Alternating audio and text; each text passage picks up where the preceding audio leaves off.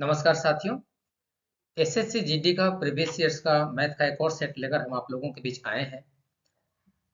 यह सेट संख्या 20 है।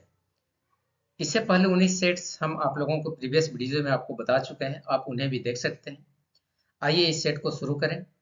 यस, यह प्रश्न संख्या 1। यह बोर्ड मैथ से संबंधित एक प्रश्न आपको दिया जा रहा है जी। आइए इसको बनाते हैं हम लोग। छोटा ब्रैकेट में हमारे पास यहाँ पर ये 9/8 है, ऑफ है 4/3, साथ में भाग है 3/4 और ऑफ है पहले 2/3। तो पहला काम हम लोग ऑफ वाले को सरल करते हैं। भाग वाला तो बाद में सरल होगा ना। इसको 2 बार में काट लेंगे, इसको 3 9, यहाँ से 3/2, यहाँ से 2 कट गया, यहाँ से 3, तो यहाँ से बच गया 1/2। तो ये 3/2 भागा 1/2। भाई इसको जब भाग कीजिएगा तो 3/2 गुने 2/1, मतलब ये कट के कितना मिल गया हमको 3। अब यहाँ पर 60 भागा 5 तो 12, 12 गुने 3 तो मतलब 36। हमारा सही जवाब निकल गया 4, ऑप्शन नंबर 4। अगला प्रश्न की तरफ देखें। बहुत ही अच्छा प्रश्न। चतुर्थ अनुपाती आपको निकालना है। SQ x² t और HT² और चतुर्थ अनुपाती मान लेते हैं कि k। आप जानते हैं बीच वाला दोनों का गुना अंतिम वाला दोनों के गुना के बराबर होता है। तो SQ इंटू के का मान S² t इंटू HT² के बराबर होगा। आप के का वैल्यू निकाल लीजिए। S² t इंटू HT² बटा S का पावर 3। देखिए S का पावर 3 से या S² या S कट जाएगा। क्यों? क्योंकि इन दोनों का पावर भी जोड़ने से पावर 3 हो जाएगा।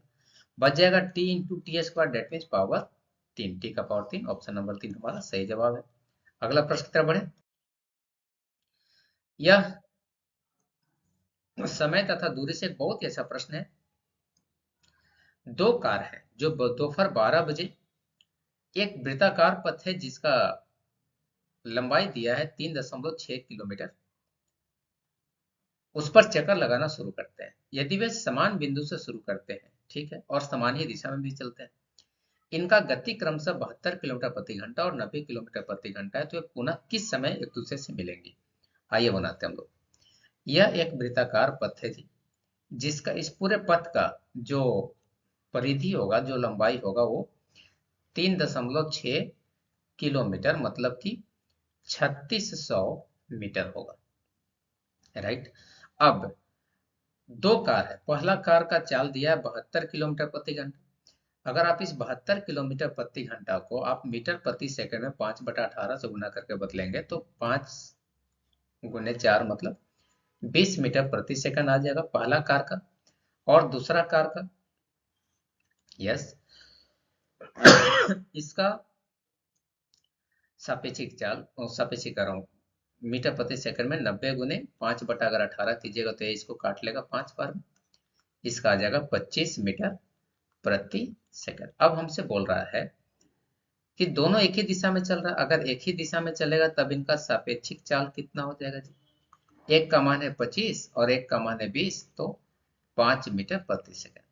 अब समय कितना लग जाएगा भाई? टोटल तो हमको 3600 मीटर का दूरी तय करना है 5 मीटर प्रति सेकंड से, तो 720 सेकंड का समय लग जाएगा। मतलब 720 सेकंड है। इसका मतलब अगर हम 720 को 60 से भाग कर देंगे तो हमको 12 मिनट का समय लग जाएगा। 12 बजे वे लोग चलना शुरू किए थे, अब 12 मिनट लगेगा, मतलब 12:12 पर वे लोग दोबारा एक साथ मिलेंगे। अगला प्रश्न देखें।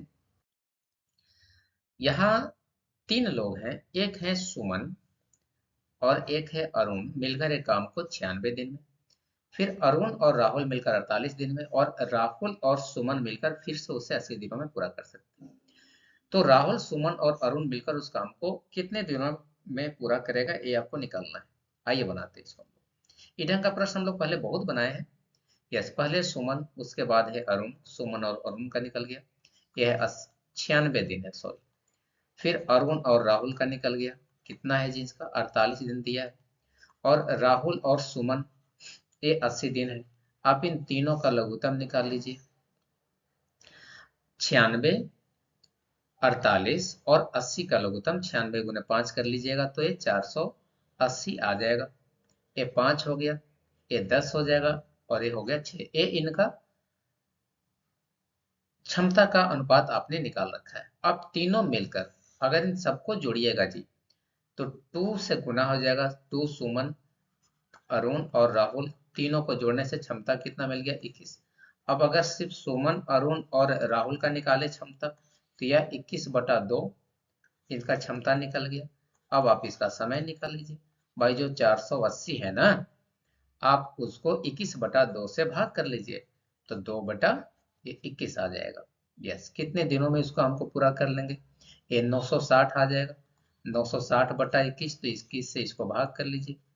21 चौका 84, 120, एक करीब करीब 6 दिन लगेगा। 21 छक 26 से होता है तो 46 दिन हमारा सही जवाब है। अगला प्रश्न की तरफ बढ़े। यह क्रैमुल विक्रैमुल से संबंधित एक प्रश्न, बहुत ही खूबसूरत प्रश्न है।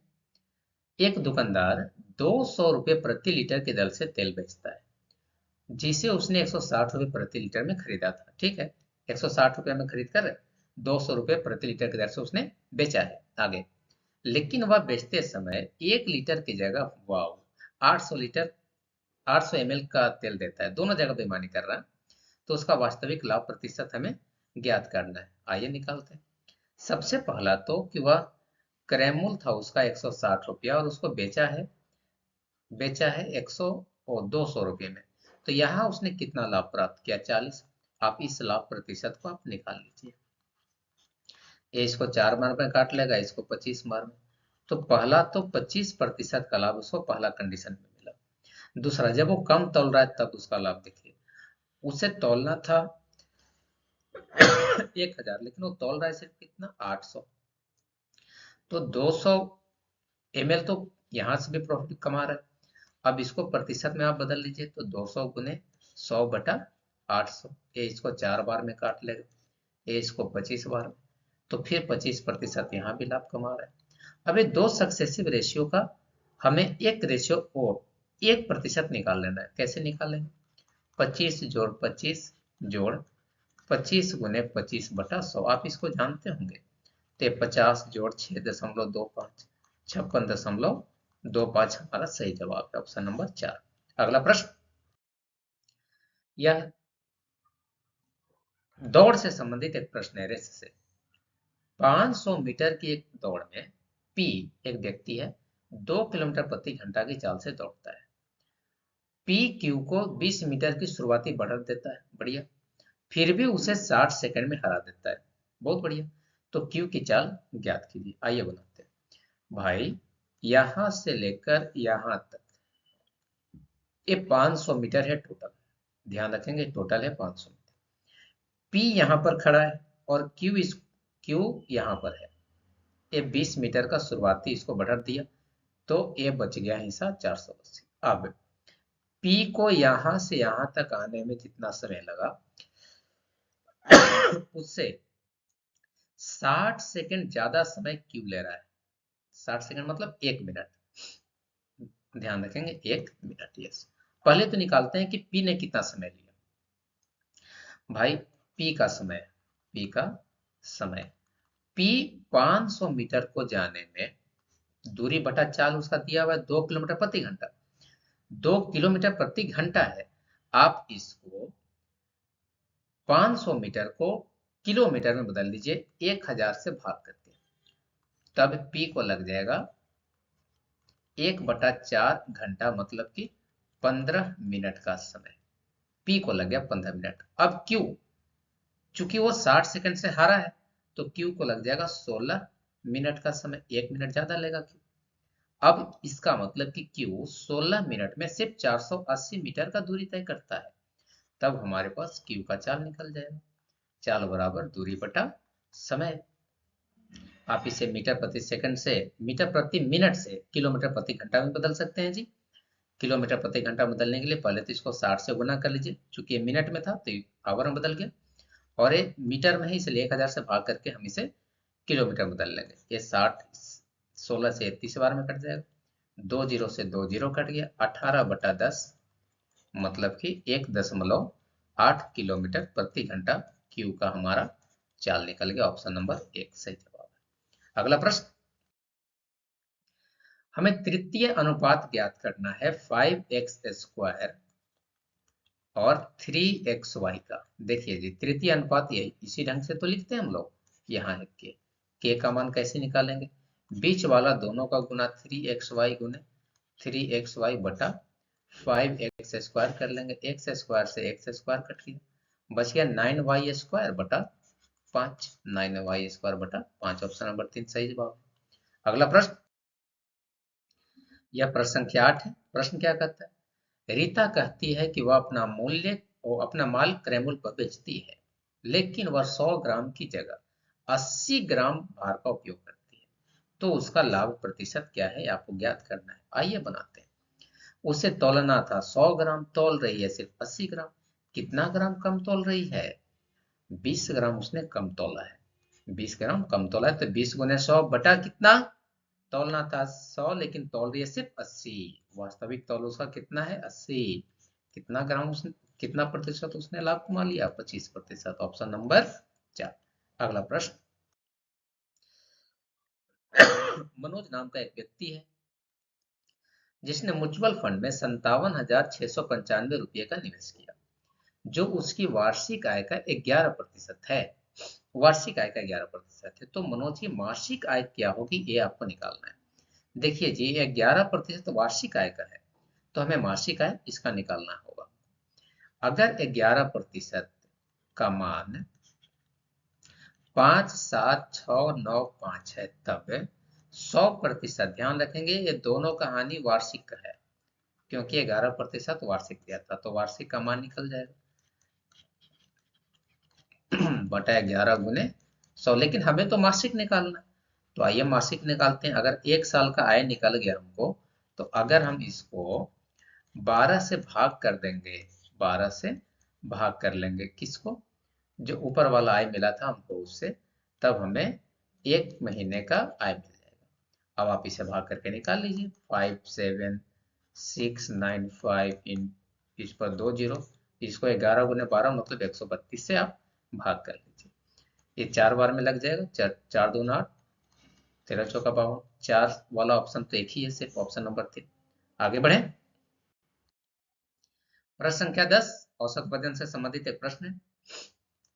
10 व्यक्तियों के समूह में औसत वजन और एक समूह में 20 केजी वजन वाले एक व्यक्ति के स्थान पर नए व्यक्ति शामिल हो जाने पर औसत वजन 7.9 केजी बढ़ जाता है। तो नए व्यक्ति का वजन क्या है? कितना आसान सा प्रश्न है भाई। 20 किलोग्राम का एक व्यक्ति वो चला गया और उसके जगह आपने 7 एक बड़ा सा व्यक्ति, बड़ा सा मतलब वजन में बड़ा व्यक्ति लेकर आ रहे हैं, जिससे सभी व्यक्तियों का औसत वजन 7.9 बढ़ गया। तो जाने वाला व्यक्ति, तो नए व्यक्ति का वजन कितना हो जाएगा जी? 99 केजी बन गया। ऑप्शन नंबर 2 हमारा सही जवाब है। अगला प्रश्न की तरफ बढ़े। यह समय और काम से संबंधित एक प्रश्न। 9 व्यक्ति एक काम को 18 दिन में कर सकते हैं, बहुत बढ़िया। दुगनी क्षमता वाले 18 व्यक्ति उसी काम को कितने दिन में कर लेंगे? आइए बनाते हैं। 9 व्यक्ति हैं, 18 दिन में काम कर रहे हैं। अब 18 व्यक्ति, लेकिन हर एक व्यक्ति का क्षमता दुगना है, इसलिए हमने 2 से गुना कर लिया। अब ये कितने दिनों में करेंगे? डी का मान आप आसानी से निकाल सकते हैं। 9 गुने 18 बटा 2 गुने 18 करके ये 9 बटा 2 दिन लग जाएंगे। ऑप्शन नंबर 4 हमारा सही जवाब है। अगला प्रश्न, एक बल्लेबाज है जो 96 रन बनाता है, रोहित शर्मा। 2 चौका और 6 छक्का शामिल है, वाह शाबाश। तो विकेटों के बीच दौड़कर उसने कुल स्कोर का कितना प्रतिशत रन बनाया है हमें निकालना है भाई। 96 रन में से 2 चौका मतलब 8 रन, 6 छक्का मतलब 36 रन, मतलब इन्होंने चौका छक्का से 44 रन बनाया। तो दौड़कर कितने बनाया भाई? दौड़कर तो टोटल 96 था, 96 में से 44 घटा लें, 52 रन उसने दौड़कर बनाया। अब इसको प्रतिशत में बदलना है, बटा 96 कर लीजिए। यस, 4 से काटिएगा, 24 चौका 96, 13 चौका 52, तो 1300 बटा 24 आ जाएगा। 13 पच्चे 20 से इसको तो काटना, वो भाग देना पड़ जाएगा 1300 से 24 को। तो 13 120, 110, 24 चौक 96, 94, 54 है कहीं पर? 54 है, ऑप्शन नंबर 1। आगे बढ़ते हम लोग। एक की घर का मूल्यांकन उस वर्ष की शुरुआत से उस वर्ष की शुरुआत से घर का मूल्यांकन उस वर्ष की शुरुआत से प्रत्येक वर्ष 10% की दर से घटता है। घर का वर्तमान मूल्य 40 लाख है, तो 3 वर्ष बाद घर का मूल्य क्या होगा? बहुत ही आसान सा प्रश्न है जी। 40 लाख रुपया आप अभी घर का मूल्य रखे हैं, अब 10% की दर से हर एक साल घट रहा है, मतलब 90/100 होता चला जा रहा है हमेशा। 90/100 और 90/100 हमेशा होता चला गया। भाई यहाँ 6 जीरो है, तो आप 6 जीरो से इस पूरे 6 जीरो काटा दीजिए। 9 × 9 × 9 729, 729 × 4 अगर कीजिएगा, 9 चौका 36, 4 दूना 8, 3 11, हाथ मेरा 1, 29 पर 3 जीरो। यस, ऑप्शन नंबर 1 हमारा सही जवाब। अगला प्रश्न, अनंत स्थिर पानी में 8 किलोमीटर प्रति घंटा की चाल से ठीक है नौकायान कर सकता है। बढ़िया है।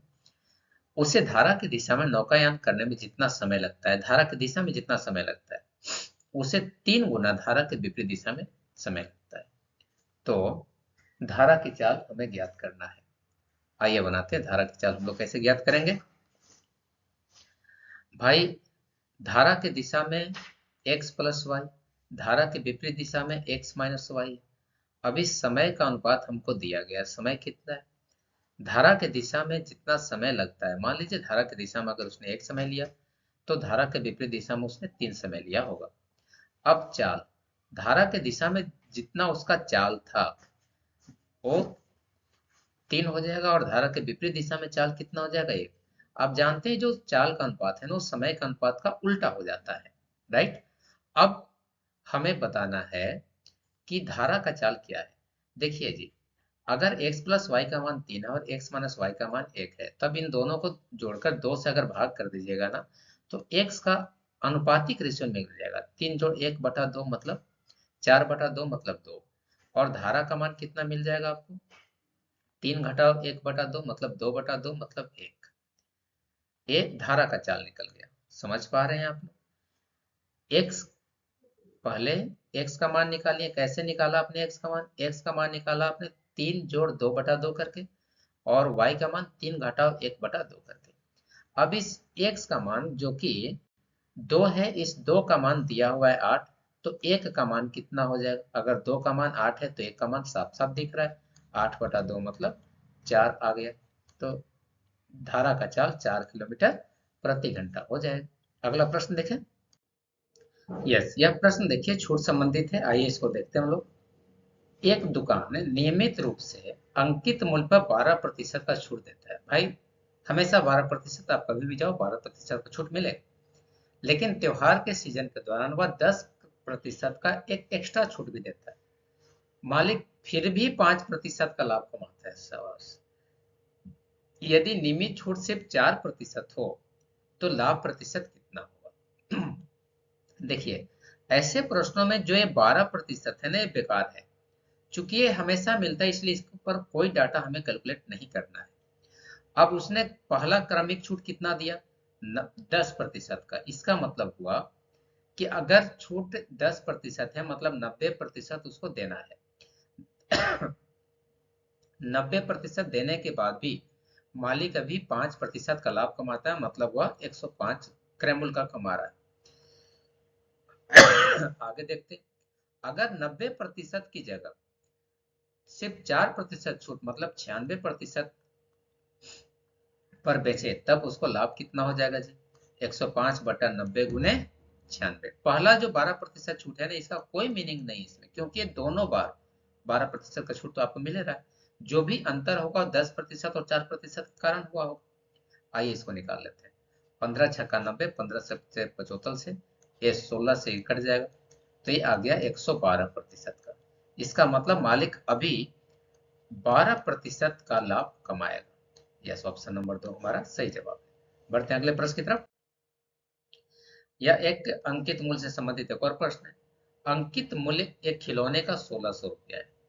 एक दुकानदार इस पर 10% का और फिर नगद छूट पर 10% देता है, तो विक्रय मूल्य ज्ञात कीजिए।